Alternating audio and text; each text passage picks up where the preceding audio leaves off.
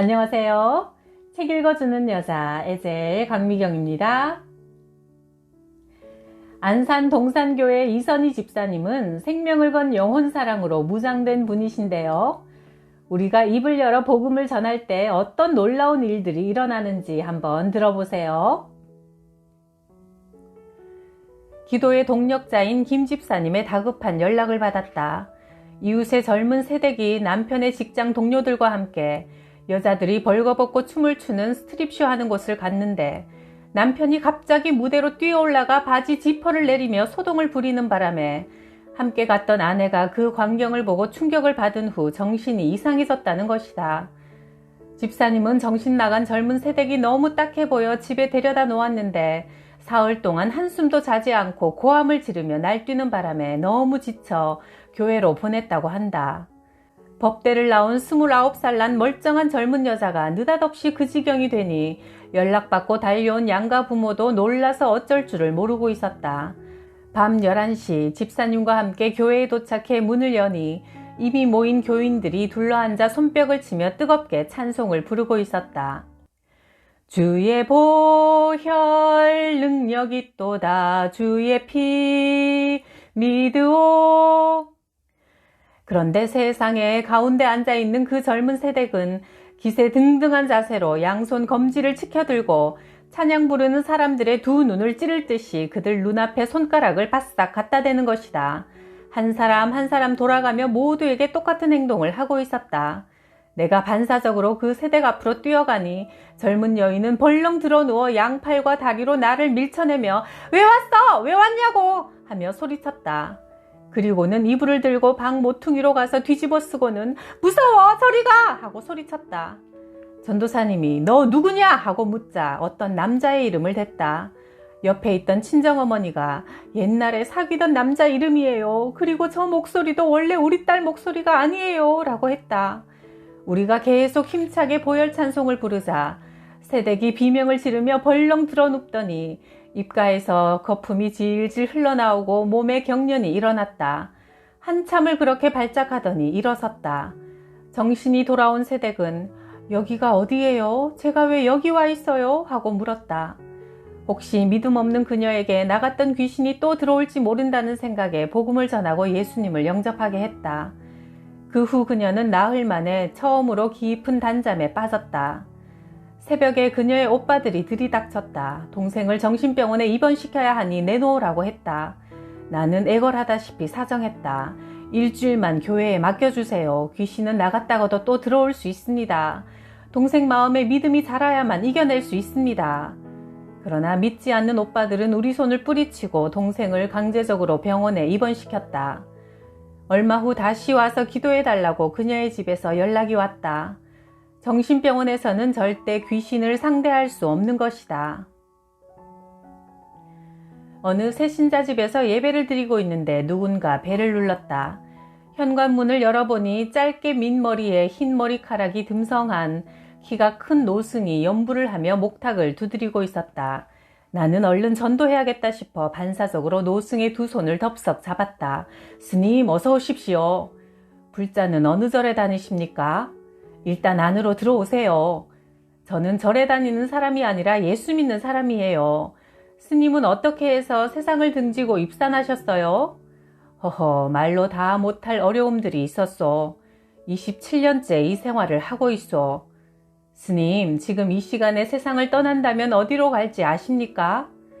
질문을 받은 노승은 선뜻 대답하지 않고 눈을 감고 생각에 잠겼다. 시간이 한참 흐른 후 잘 모르겠는데요 라고 짧게 말했다. 사실 석가모니는 나를 믿어라, 내가 구원을 주겠다, 나를 믿고 영생을 얻으라고 말하지 않았다. 그저 각자 도를 닦아 진리를 깨달아서 스스로 부처가 되라고 했을 뿐이다. 어느 이단 연구가가 청담이라는 노승을 찾아가 이런 질문을 했다고 한다. 승려들은 왜 불경에서 언급하지도 않는 극락이 있다고 가르칩니까? 극락이란 건 사실 없지 않습니까? 맞소. 실은 불자들이 떠날 것이 두려워 밝히지 못하는 것이요. 불교계의 거목으로 사람들이 떠받드는 성철 스님은 1982년 4월 초파일 법어에서 우리 불교에 극락이 있다고 하는 사람은 잠꼬대하는 사람이요 라고 말했다. 부처에게 내세를 약속받지 못했고 죽은 후에 어디로 갈지 모른다는 것이다. 그러나 예수님께서는 내가 곧 길이요 진리요 생명이니 나를 통하지 않고는 아버지 하나님께로 올 자가 없다고 요한복음 14장 6절에서 말씀하셨다. 그날 복음을 전해 들은 노승은 생활 대책만 마련된다면 절에서 내려오겠다고 약속했다. 그 노승을 만나면서 일전에 만난 택시기사가 생각났다. 어느 날 택시를 타고 영등포에서 남대문까지 가는데 우리 일행들이 집사님 하고 서로 부르며 이야기하자 택시기사가 말했다. 내가 옛날에 폭포수를 맞으며 돌을 닦던 승려였습니다. 그런데 돌을 닦은 지 7년 되던 해 하나님을 만나게 되었지요. 신 중에 신이 하나님이시기 때문에 제대로 돌을 닦으면 하나님을 만나게 되어 있어요. 하나님을 만난 후 도무지 절에 있을 수가 없어 하산했는데 낮에는 택시기사로 밤에는 신학생으로 지내고 있습니다. 훗날 목사가 되면 나처럼 승려들 가운데 하나님을 만난 사람들을 데려다 목회하고 싶은 꿈이 있지요. 기사님, 승려들 가운데 돌을 닦다가 하나님 만난 사람들이 또 있나요? 제가 알기로는 수백 명은 될 겁니다. 그런데 그분들은 왜 절에서 내려오지 않나요? 저 자신도 내려오기까지 많은 시간이 걸렸습니다. 산에서 내려오는 날로부터 먹을 것, 입을 것, 잘 곳이 없기 때문에 선뜻 나오지 못하는 거지요. 택시기사의 이야기를 들으며 이 시대에도 하나님이 부르시는 사람은 어느 곳에서 어떤 모습의 삶을 살고 있더라도 주님께로 나올 수 있다는 것을 알았다. 전도는 만세전에 택하신 그들을 불러내는 영적인 특권이요 축복이다. 내가 여전도 회장이었을 때 우리는 회원의 집집마다 돌아가면서 매일 오후 5시에 기도 모임을 가졌다. 장작을 쌓아놓고 불을 지피면 함께 활활 잘 타오르는 것처럼 우리의 하나 된 뜨거움 속에 주님께 부르짖어 기도하자 하나님은 놀라운 일들을 이루셨다. 어느 집사님의 친정과 시댁이 모두 경주였고 두 집안 모두 불국사 절에 다니고 있었다. 친정 오빠가 불교 전국연합회 회장인데 폐암에 걸려 2달을 넘기지 못한다고 하니 기도해 달라고 부탁했다. 목사님과 함께 세브란스 병원에 신방을 가서 복음을 전했다. 예수님께서 우리 죄를 대신 지시고 십자가에서 피 흘려 죽으심으로 우리 죄 문제를 해결하셨고 3일 후에 부활하셔서 그를 구주로 인정할 때 천국 가는 길을 열어놓으셨으니 사람의 죽음 문제까지 해결하셨습니다. 예수님이 말씀하셨습니다. 내가 부활이요 생명이요 길과 진리다. 그의 얼굴은 고통으로 일그러져 있었는데 처음엔 마지못해 앉아 복음을 듣던 그가 영접 기도를 마친 후에 환하게 웃던 모습을 지금도 잊을 수 없다. 그의 아내는 박정희 대통령의 사주관상을 봐주었다는 김아무개라는 사람이 지프로 만든 인형 속에 부적을 집어넣어 한강에 띄우면 인형이 병을 가지고 가서 낫는다는 처방을 받아왔다. 우리는 매일 그 가정에 가서 기도 모임을 가졌다. 20일째 되는 날 그들 부부와 함께 성경 공부를 하는데 하나님이 어디 있냐며 무관심하게 살아왔던 자체가 죄라는 사실을 깨달으면서 그들은 지금까지 헛된 우상을 섬기며 살아온 날들을 회개했다. 성령의 강한 역사가 그들 부부의 영혼을 만지자 2개월 시한부 인생이 2년 동안 생명을 연장받게 되어 병문안 오는 가족과 친지들에게 복음을 전했다. 그의 아내는 남편이 세상을 떠난 후에도 영혼 구원이 가장 귀한 일임을 깨달아 전도자의 삶을 기쁘게 살고 있다. 우리 전도대원의 이모는 젊을 때부터 성당에 다녔다. 평생 성당에 다니셨지만 구원에 확신이 없어 조카 집사님의 복음 전도로 예수님을 만났다. 그런데 갑자기 중환자실에 입원하게 되었고 의사는 가족들에게 마음의 준비를 하라고 귀띔했다. 이모의 임종이 가까웠을 때 이모, 지금 눈 감으셔도 하나님 나라에서 눈뜰 확신이 있으시죠? 하고 묻자 이모가 평생 믿고 의지했던 수녀 원장이 곁에 있다가 그걸 어떻게 알아요? 가봐야 알지요 라고 대꾸했다. 알베르트 신부는 7살 때 수도원에 맡겨져 수도원에서 성장하고 교육받아 박사학위를 받고 바티칸 교황청에서 인정받을 만큼 많은 일을 했다. 그런 그가 개종한 친구 신부의 권유로 사복음서를 읽다가 말씀 가운데서 살아계신 주님을 만났다. 그는 각 나라를 다니며 전도자들에게 만나는 신부와 수녀들에게 복음을 전해주세요. 그들은 예수 그리스도의 복음을 바로 알지 못해요 하고 부탁하며 다닌다. 그 후 이모님은 예수 그리스도의 십자가 공로만을 의지해 편안한 모습으로 구원의 확신을 가지고 천국을 향해 떠났다. 우리 아버지는 70이 넘도록 예수님을 받아들이지 않으셨다. 일본에서 대학을 다니셔서 스스로 지식인이라고 자부하고 계신 아버지에게 복음은 그저 철학이었다. 우주 대폭발설로 시작되는 진화론은 왜 어떻게 폭발되었는지 원인 규명도 없이 그저 우연이라는 대전제하에 세워진 가설에 불과한데도 그것을 과학이라고 맹신하셨다. 나는 그 아버지를 위해 작정 기도를 시작했다. 하나님, 제가 다른 사람들을 전도하러 부지런히 다니지 않습니까? 저를 봐서라도 아버지를 구원 방주에 넣어주세요.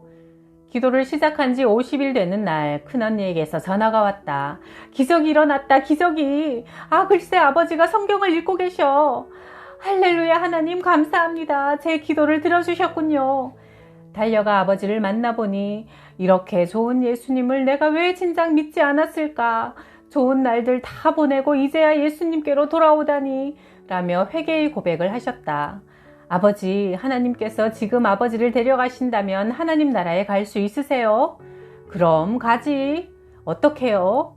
내 힘으로는 갈 수 없는데 예수님이 나를 위해 죽어주셨기 때문에 예수님 은혜로 가지. 하나님께서 아버지에게 큰 은혜를 주셨고 천국 비밀을 깨닫게 해주신 것이다. 얼마 후 아버지가 돌아가셨는데 돌아가시는 날 새벽에 어머니를 깨우셨단다. 여보, 오늘 나 가네.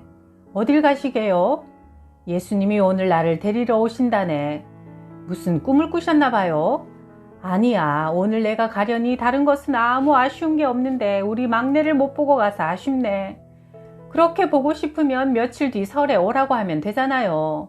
이 사람 보게 내가 오늘 간다고 했는데 내 말을 믿지를 않네 그려. 내가 오늘 가는지 안 가는지 한번 두고 봐.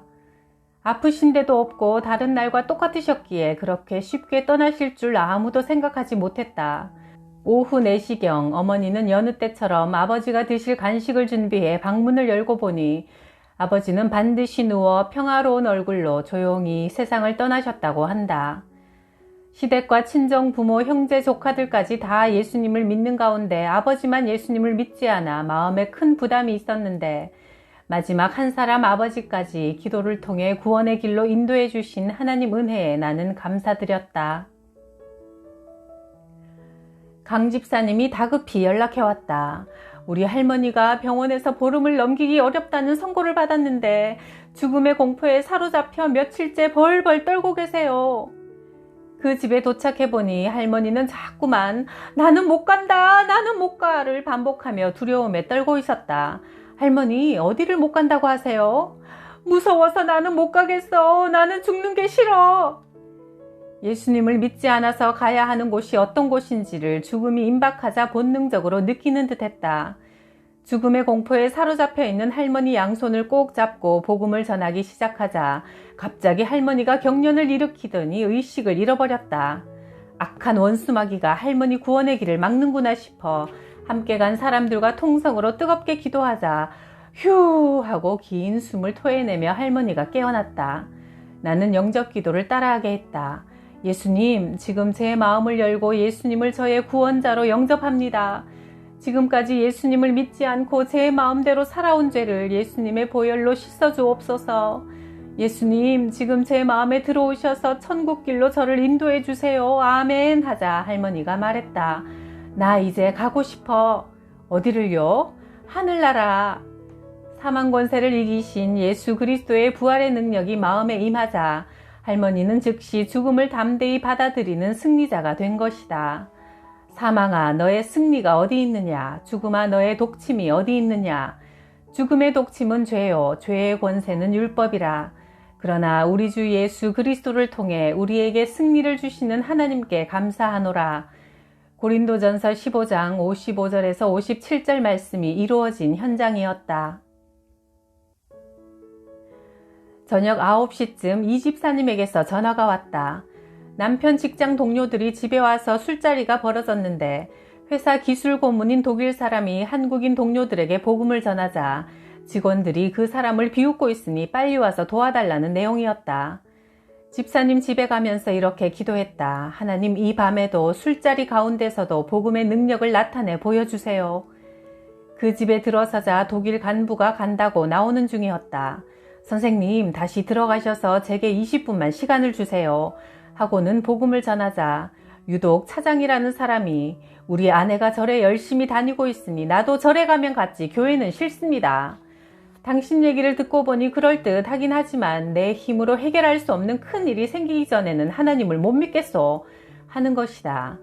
그러자 다른 직원 2명이 이렇게 말했다. 우리가 2시간 동안 차장님과 아주머니 이야기를 들어보니 기독교를 반대하는 차장님 말씀에는 핵심이 없고 온 세상 이야기를 다 끌어다 붙여 이 말 저 말 하시는데 아주머니 이야기는 처음부터 끝까지 일관성이 있으니 믿음이 갑니다. 우리도 오늘부터 예수님을 믿겠습니다. 뜻밖의 열매를 허락하신 것이다. 며칠 후 이 집사님의 놀라운 전화를 받았다. 세상에 이런 일이 생겼어요. 그날 밤에 모여있던 사람들 모두 하나같이 승진했는데 복음을 방해하던 그 차장만 회사를 나가게 됐대요. 어려운 일을 당해야만 믿겠다고 하더니만. 교회 연합 집회에서 사형리 책으로 전도 실습을 하는 시간이었다. 2명씩 짝을 지어 전도하게 했고 2시간 후에 교회에 다시 모여 보고회를 갖도록 했다. 그 중에 잊을 수 없는 전도자 할머니 2분이 있다. 한 분은 치아가 다 빠져 입을 오물거렸고 다른 할머니는 지팡이에 의지해 일어서 계셨는데 2분 다 그를 모르셨다. 문맹의 할머니들이 어떻게 전도하셨는지 돌아와서 놀라운 보고를 했다. 우리가 교회 밖으로 나가니 길 건너에 청년이 한 명 있더라고요. 불러서 사형리 책을 내밀면서 교회에서 이 책을 사람들에게 읽어주고 오라고 숙제를 냈는데 우리는 글도 잘 보이지 않으니 청년이 좀 읽어보시오. 그 속에 무슨 내용이 있는지 우리도 들어보게 이왕이면 큰 소리로 읽어주시게 했지요. 그 청년이 다 읽은 후에 예수님을 믿겠다고 했습니다. 할렐루야. 나는 할머니들의 재치와 지혜에 감탄했다. 그 후 그 청년이 정말 교회로 나왔고 지금은 주일학교 교사로 봉사한다는 소식이 들려왔다.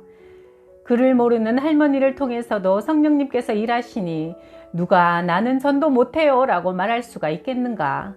내 모습 이대로 입을 열어 전할 때 하나님의 능력으로 우리를 사용하실 것이다. 그를 모르는 할머니도 하나님이 주신 지혜로 이렇게 전도하시니까 우리가 전도 못한다는 소리를 못하겠네요. 전도자에게 주시는 하나님의 특별한 사랑과 큰 복 우리도 놓치지 맙시다. 구독, 좋아요, 댓글에 큰 사랑에 감사드려요.